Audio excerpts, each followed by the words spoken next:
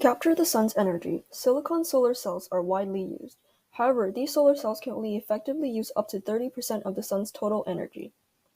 This is because the sun's rays contains both ultraviolet and infrared rays.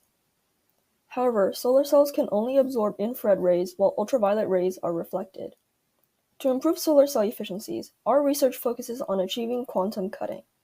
Quantum cutting is a process where a high-energy UV photon is split to yield two near-infrared photons that are lower energy and able to be used by the silicon solar cells.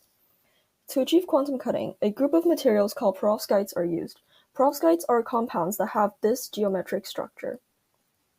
The perovskites are then doped with ytterbium. Doping allows for quantum cutting to occur where first the host perovskite will absorb the UV energy, then transfer this energy to the ytterbium ions. And lastly, the ytterbium will emit the infrared photons.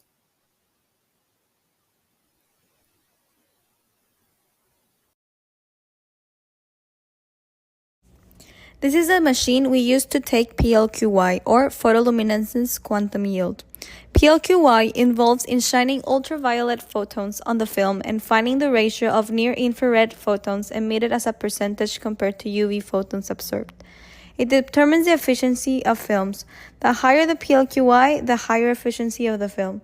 Once you insert the sample, you have to take one scan in visible light range and one scan in the infrared light range. After, you take the area under the curves for each of the graphs and input the numbers into an equation used to calculate PLQY.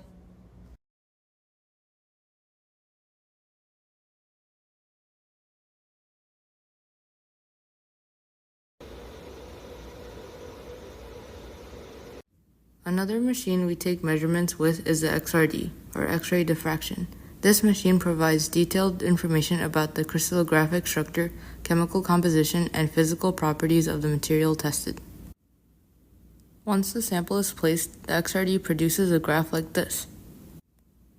Then the information is imported to a different application which reads the data from the XRD and produces a spectrum.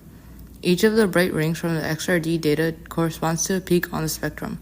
The location of the peaks tell you the composition of the sample, and we use this to check for impurities. Through many characterizations done, these are the factors that have been determined to affect PLQI. Here is a data set showcasing how ytterbium affects PLQI. The PLQI mainly peaks at 8% ytterbium. Annealing time and excess bismuth chloride are varied here. 30% excess bismuth chloride provides the highest PLQI consistency. Time of annealing ranging from 30 to 120 minutes makes little difference in the result. When annealed in the glow box at 250 degrees Celsius, the position of the peak matched with the Celsius silver bismuth chloride composition, indicating that the film is pure. However, with the 250 degrees in air sample, there are peaks formed that match with peaks found in other compounds, indicating that unwanted substances are formed. In conclusion, this research aims to understand how to increase solar cells efficiencies by developing a perovskite film.